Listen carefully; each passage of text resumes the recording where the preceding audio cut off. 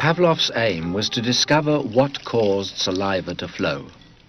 He rerouted the salivary ducts to the outside of his dog's cheek so that he could collect and measure the spittle.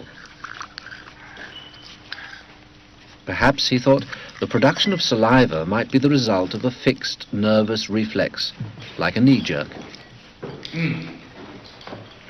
5 минут 42,5 секунды. After taking many measurements of spittle, he confirmed that the dogs drooled automatically when their tongues touched food. He called the response the salivation reflex. 4,5. Хорошая собачка. Я предлагаю поменять собаку. But his work started to run into trouble. As his dogs became familiar with the experimental routine, they started to fill their cheek tubes before Pavlov had a chance to stimulate their tongues. The dogs were learning to anticipate food. Pavlov tried a new technique. He erected screens so that the dogs couldn't see what was going on. Before passing meat through the hatch, he introduced a stimulus that was totally unrelated to feeding. A ticking metronome.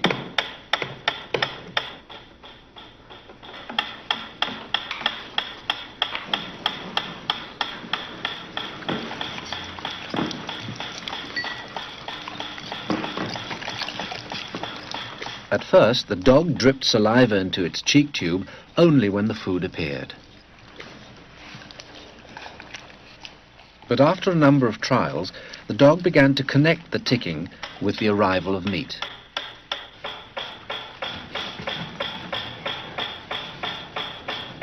Soon, the sound alone made the dog drool. Eventually, the dog salivated as much to the ticking itself as it did originally to the presentation of food. Полная. Идите сюда.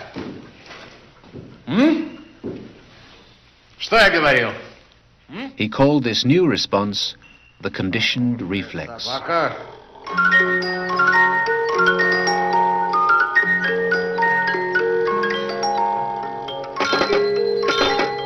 Whatever the stimulus, his dogs could soon be conditioned to produce saliva.